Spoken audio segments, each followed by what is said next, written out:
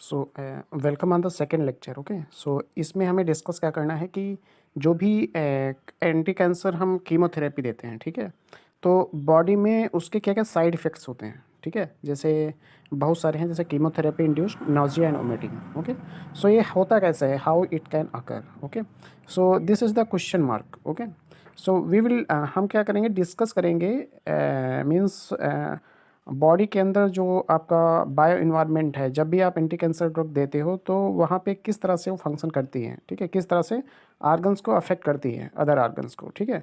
सो ये चीज़ हम डिस्कस करेंगे, ठीक है।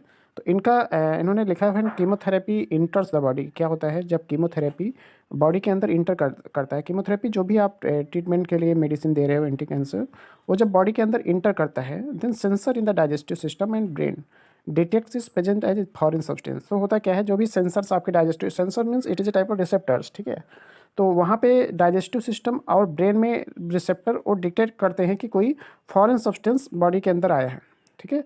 In a complex series of signal among the brain and the mouth, stomach, small intestine and blood stream, the medication stimulates the vomiting centre in the brain, ठीक है। मतलब कहने का ये मतलब है कि एक कॉम्प्लेक्स सीरीज ऑफ सिग्नल, एक सिग्नल का एक कॉम्प्लेक्स सीरीज, मतलब वन बाय वन ये सारे सिग्नल्स अटैचमेंट होता है among the brain and mouth and stomach small. इसमें चार आर्गन को इन्होंने इंक्लूड किया है। First one is the brain, second one is the mouth, third one is the stomach, fourth is the fourth one is the small intestine and blood stream, ठीक है। Blood stream को भी इन्होंने include किया है। Okay, तो इसमें क्या होता है, एक कॉम्प्लेक्स सिस्टम होता है, मतलब एक कॉम्प्लेक्स सिग्नल का सीरियल होता है, वन बाय वन एक दूसरे से अटैच्ड होते हैं ये बॉडी पार्ट्स से, ठीक है। The medication stimulates the vomiting centre. तो जब भी आप मेडिसिन कीमोथेरेपी यूज़ करोगे, ये स्टिमुलेट करते हैं आपके ब्रेन के वोमिटिंग सेंटर को, ठीक है। Several chemicals including one called serotonin and substance P R released. तो इसमें एक केमिकल्स इंक्लूडिंग कौन से केमिकल हैं, serotonin and substance P R released, ठीक है, जो ट्रैगरिंग करते हैं नाजिया एंड वोमिटिंग रिफ्लेक्स को। ट्रैगर मतलब एक स्टिमुलेशन होता है नाजिया एंड वोमिटिंग के रिफ्लेक्स एक्शन को, ठीक है। तो इस तरह से क्या होता है, ये नाजिया और वोमिटिंग होता है, ठीक है। This is the body efforts to get rid of the foreign substance. So this is the body effort to get rid of foreign substance. इस तरह से क्या होता है, बॉडी इफर्ट्स करती है छुटकारा पाने के लिए उस फॉरेन सब्सटेंस से, ठीक है। तो वोमिटिंग और नोजिया क्या है, मतलब एक यही होता है कि उस ड्रग से, फॉरेन सब्सटेंस से बॉडी से कैसे छुटकारा मिले। Okay, so that's why this mechanism occur inside the body. Some people experiences nausea and vomiting immediately. कुछ ऐसे पेशेंट होते हैं जो नाजिया और वोमिटिंग को इमीडिएटली एक्सपीरियंस करते हैं, फील करते हैं, acute Nazia and vomiting. Other patient develop it during the next few days. कुछ पेशेंट्स ऐसे होते हैं जो कुछ टाइम के दौरान उनको ये फील होता है। Okay, this is called delayed Nazia and vomiting. इसको क्या बोलते हैं, डिलेड नाजिया और वोमिटिंग। किसको, जब कुछ टाइम के बाद आपको नाजिया एंड वोमिटिंग फील या एक्सपीरियंस हो। Okay, so it is called chemotherapy induced Nazia and vomiting. Okay, side में इसको हम CINV भी रिप्रेजेंट कर सकते हैं। Okay, so it is the mechanism actually treating Nazia and vomiting. How you can treat the Nazia and vomiting. तो आपको नाजिया वोमिटिंग तो हो रहा है, मतलब साइड इफेक्ट्स तो आ रहे हैं कीमोथेरेपी से। So how you can treat, मतलब किस मेडिकेशन से आप ट्रीट कर सकते हो। तो इसके लिए उन्होंने इंट्रावेनस, ऑरल एंड SC, ठीक है, ये सारी मतलब उन्होंने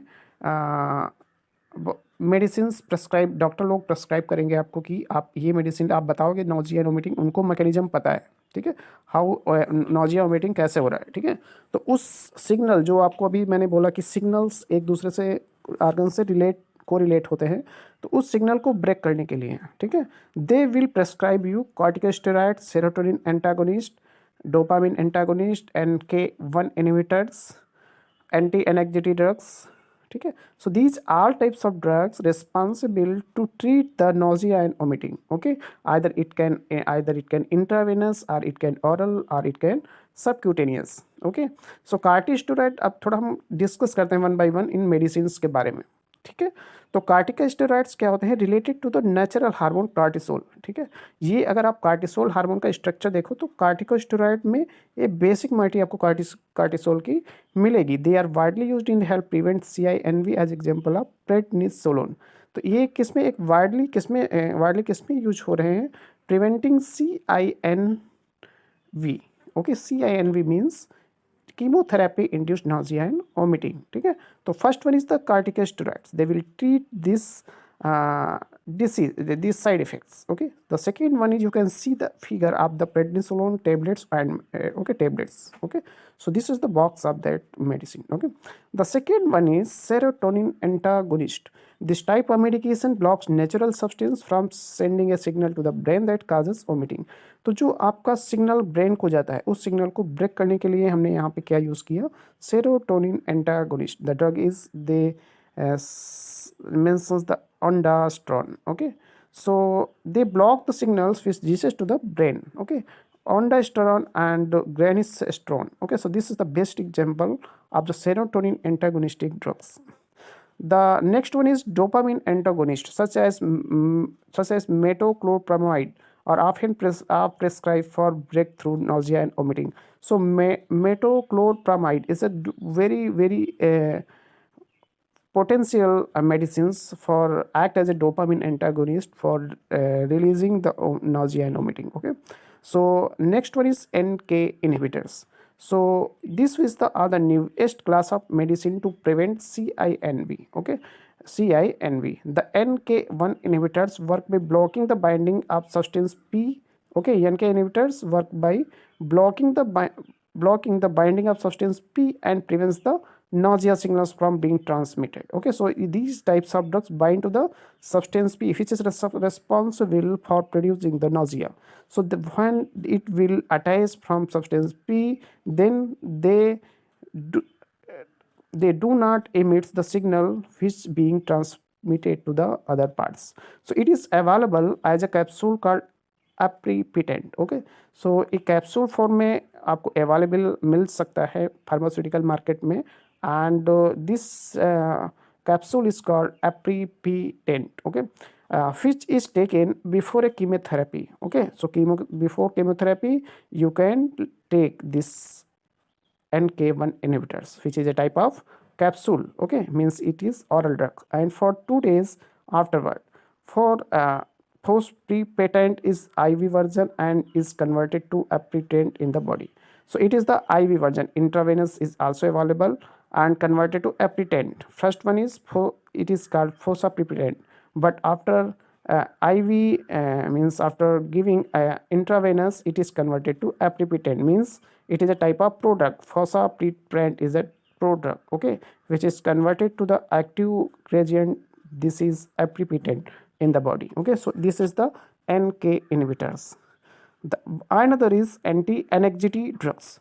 So medications such as lorazepam and leomepramazine are used to help block nausea and vomiting. So for some anti-anxiety drug is for example lorazepam and leomepramazine, responsible to block the nausea and vomiting. Okay, so it is very important. These medications are called H2 receptor antagonist and block the formation of stomach acid. Okay, तो ये किस तरह से function करते हैं? It is A H2 receptor antagonist and block the formation of stomach acid. Okay, so they prevent the formation of stomach acid. Okay, this reduces indigestion and heartburn. Okay, so ये क्या करते हैं, कुछ side effects जैसे indigestion and heartburn को prevent करते हैं. Okay, fish can sometime lead to nausea and vomiting. जो इंडाइजेशन हार्ट बर्न का रिजल्ट क्या होता है, नोजिया एंड वोमिटिंग. तो इस प्रोसेस को इंडाइजेशन हार्ट बर्न को ये रोक देते हैं, प्रिवेंट कर देते हैं. सो दैट्स वाई आपका Nazia and vomiting will not create, मतलब ये नाजिया एंड वोमिटिंग प्रोसेस आपका रुक जाता है. So these are the anti anxiety drugs. Okay, the next one is fatigue. So what is the fatigue? So fatigue is not like normal tiredness. It is not a normal tiredness. The tiredness you feel after you have been busy. Tiredness कब होती है, जब आप feel करते हो या फिर you feel after you have been busy. मतलब क्या है, जब आप बिजी होते हो. Okay, working hard and exercise, या फिर आप बहुत ज़्यादा काम किए होते हो या फिर आप एक्सरसाइज किए होते हो, then it looks like you are tiredness. Okay, it is the extreme tiredness that does not go away when you rest or after a sleep. Okay, so it is the extreme tiredness. जब बहुत ज़्यादा आपको थकान महसूस होती है, तब आप कोई भी वर्क या फिर आफ्टर स्लीप मतलब स्लीप होने के बाद आपको कुछ करने का मन नहीं करता. So it is type of fatigue. Okay, so this is the symptoms of fatigue. Fatigue can be described as a paralyzing.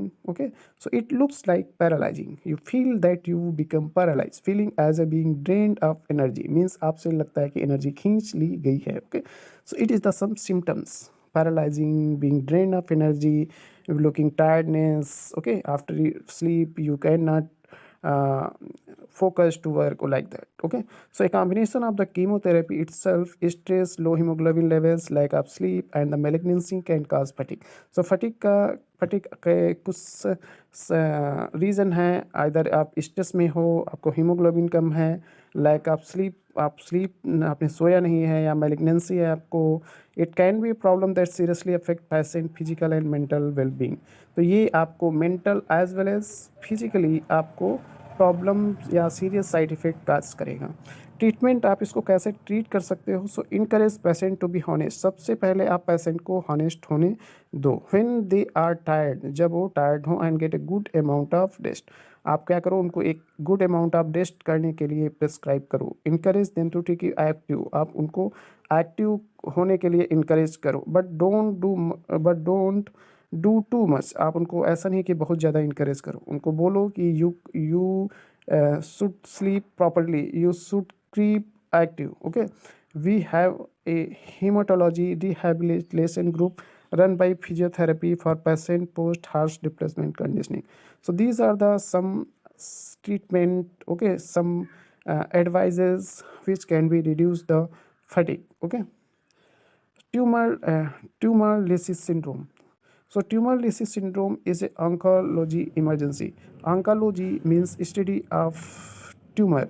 So this is the means it is a branch of science in which cancerous disease is studies. So this is the oncology emergency. Okay, tumor lysis syndrome is an oncology emergency. It is a serious and potentially life-threatening complication of cancer therapy. Cancer therapy के time आपको सबसे ज़्यादा जो एक syndrome का जो होता है वो क्या है, आपका ट्यूमर लाइसिस सिंड्रोम, जो कि काफ़ी सीरियस है, पोटेंशियल लाइफ थ्रेटनिंग कॉम्प्लिकेशन है. ठीक है, it occurs when cancer treatment cause the destruction of large number of rapidly dividing cancer cell. एक कब काज होता है, जब आप किसी पेशेंट जो कि कैंसर से अफेक्ट है उसको आप उन सेल्स को ब्रेक करने के लिए आप जो भी कीमोथेरेपी यूज़ कर रहे हो. Okay, overwhelming the body ability to excrete the end products of cell death. जिससे क्या होता है, आपका सेल डेथ लास्ट हम आपका पर्पज़ होता है कि उस कैंसर सेल को किल करना. तो this they will expel the cell which is death, which is form of death. You can say it is the cell death. Okay, as cells die they release potassium phosphorus nucleic acid into the systematic circulation. जब भी कोई cell आपका cancerous cell हो, normal cell हो, अगर वो break होती है, they will release potassium phosphorus nucleic acid into the systematic circulation. Systematic circulation you should be know. Okay, if the volume release exceed the body ability to metabolize and excrete them, it can cause electrolyte imbalance. तो आपका जब भी volume इसका बढ़ेगा, then bodies ability है कि उसको metabolise करना, उसको बॉडी के बाहर से निकालना, and it cause electrolysed imbalance. इस तरह से इलेक्ट्रोलाइज इम्बैलेंस हो जाता है बॉडी के अंदर.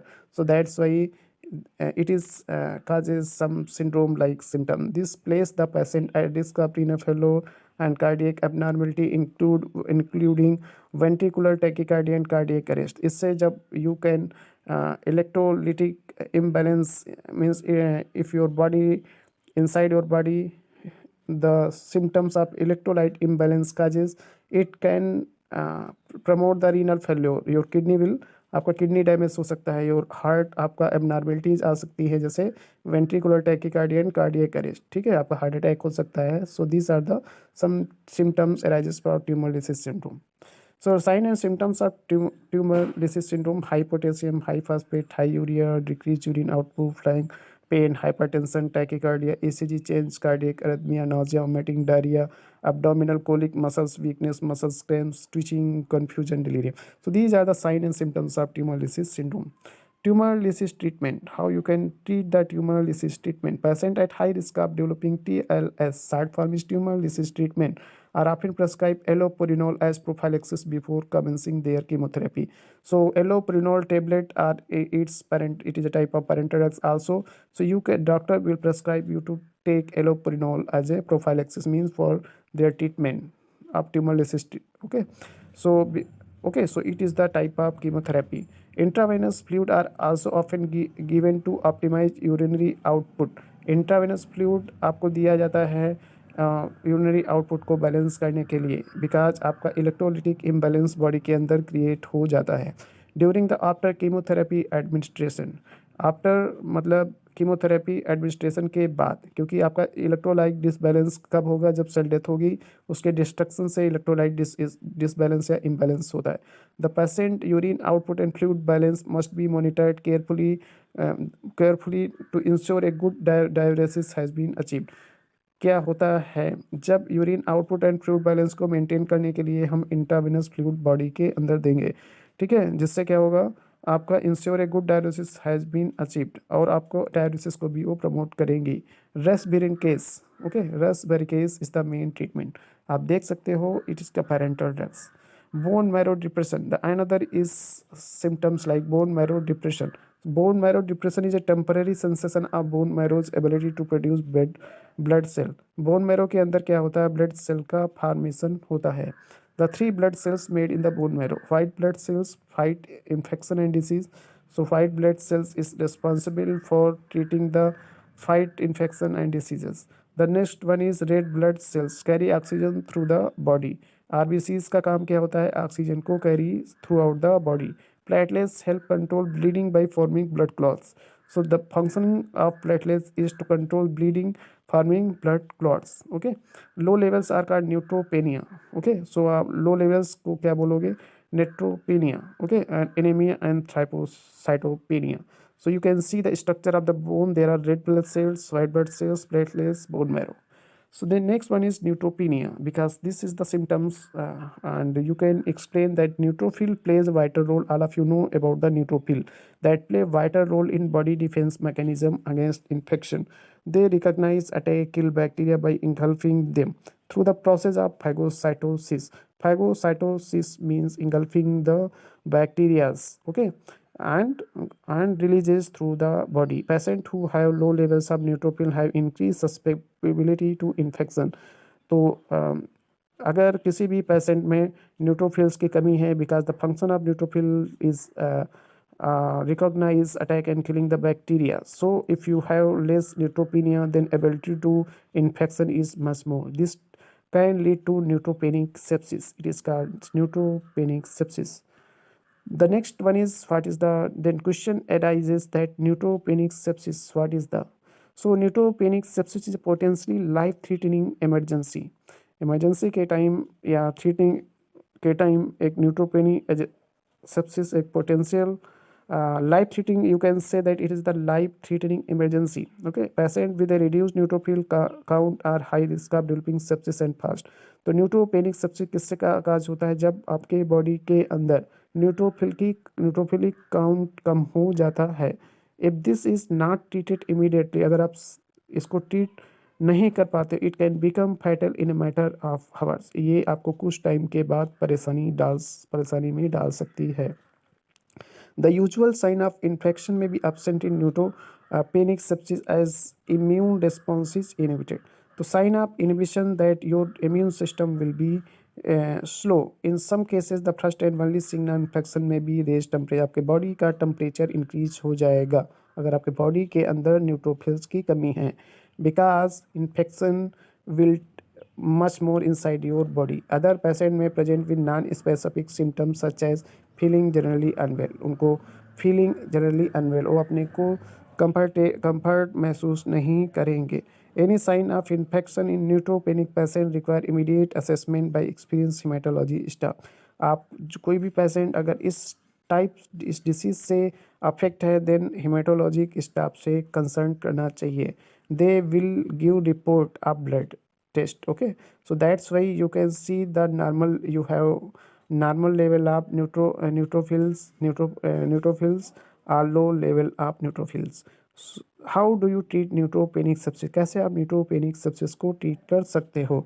Because in this disease the less neutrophils forms, patient will treat with urgent antibiotics and blood cultures. तो आप एंटीबायोटिक देके या ब्लड कल्चर से इसको ट्रीट कर सकते हो। फिर appropriate they may be given intravenous fluid and oxygen, जहाँ पे अप्रोप्रिएट हो you can give IV fluids or oxygen. Routine bloods and lactate sample will be obtained. Routine bloods and lactate sample will obtain, ठीक है। तो आप blood lactate sample भी दे सकते हो। Thrombocytopenia, so this reduction of platelet count leading to increase risk of bleeding. अगर body के अंदर प्लेटलेट्स की कमी है then it will cause the risk of bleeding because the function of platelet is forming the clot, means it reduces the flow of blood. The drop in platelet count may occur 7 to 10 days after treatment depending on the drug dose. तो one drop in platelet count में occur कितने दिन में? 7 to 10 days after treatment depending on drug dose. The count at which it considered acceptable to give treatment may vary across specialties and the cancer network. So you can, if you have, your body has, if any patient having less platelets, then goes to the hematologist stop and give the blood sample for analyzing that you have how much your blood having platelets. Patient education is essential to, so patient is aware of the need to report early any sign of reduced platelet counting. Okay, so this is the normal platelets count, you can see low platelets count, you can see. So this is the thrombocytopenia. Thrombocytopenia symptoms: blood in stools, epistaxis, bleeding gum, prolonged bleeding after trauma, hematuria, pain in joints, rust, bleeding under skin, unexplained bruising. Platelets must urgently report any of the above. Okay, so these are the symptoms. Anemia. So now, anemia is the reduction in the blood cell count. Blood cell count की कमी से होने वाली disease anemia. If the anemia is problematic, the patient may require a blood transfusion. अगर किसी की body anemic हो जाती है, then there will be need of blood transfusion. ठीक है। In haematology we usually transfuse if patient SP drop below less than 80। तो haematology we will ट्रांसफ्यूट अगर ब्लड हीमोग्लोबिन लेस देन 80 है। Okay, so this is the anemia. You can see normal level of blood cells, you can see the anemic patient having less blood cells. Sign and symptoms of anemia: symptoms fatigue, weakness, palpitation, tetanus, headache, cognitive impairment, dizziness, apathy. Sign polar tachycardia, cardiac failure. So next one is mucositis. Oral mucositis is common complication of cancer chemotherapy. ये mucositis मतलब क्या है? आपका आपके mouth के अंदर इन आप देख सकते हो looking like bleeding. So this is the mucositis. Mucus में क्या होता है? ब्लड रिलीज होने लगता है। It begins 5 to 10 days after initiation of chemotherapy के 5-10 डेज बाद आपको देखने को ये चीज़ें मिल सकती हैं। और after 7 to 14 days chemotherapy induced oral mucositis causes the mucosa lining of mouth to atrophy and break down, forming ulcer and sores. So ulcer and sores will creates in mucositis. Mucositis क्या होता है? Sign and symptom: patient typically experience the following: oral pain or burning, ulceration, difficulty eating, drinking and speaking, difficulty with mouth care regimen. So these are the symptoms of mucositis. Okay, so आपको pen हो सकता है, आपको burning sensation mouth में हो सकता है, आपको अल्सर टाइप का हो सकता है, ईटिंग, ड्रिंकिंग एंड स्पीकिंग, ये सारी प्रॉब्लम्स आपको हो सकती हैं। Difficulties with mouth care regimen. Okay, difficulties with mouth care regimen, तो आपको टूथपेस्ट करोगे तब प्रॉब्लम हो सकती है। So these are the types of symptoms. Mucositis treatment: so good and regular oral hygiene. Okay, इसका ट्रीटमेंट क्या है? Good and regular oral hygiene. जब भी आप फूड लो उसके बाद पेस्ट करना चाहिए। रेगुलर माउथ वॉश, आइनो के lidocaine, oxytocin, cocaine, deflame, normal saline. It is the type of mouthwashes you can take. Protect lips and moisture. ठीक है, protect lips and moisture. Avoiding acidic foods, alcohol, spicy food. आप acidic foods आप नहीं लेना, alcohol नहीं लेना है, spicy foods नहीं खाना है। एनाल्जेसिया जैसे पेकफेंट, ऑक्सीनॉर्म, ट्रांसडर्मल प्राइसेस, ये सारे इसके ट्रीटमेंट हैं जो पेन रिलीवर हो सकते हैं। Your role 5 minutes were in pairs. How? So all so conclusion, we will see that chemotherapy causes damage to both healthy cells and the cancerous cell. जब भी डॉक्टर आपका कैंसर सेल्स प्रेस्क्राइब करता है या patient लेता है. So both cells, healthy cells and cancer cells affect होती है. We are aiming to destroy.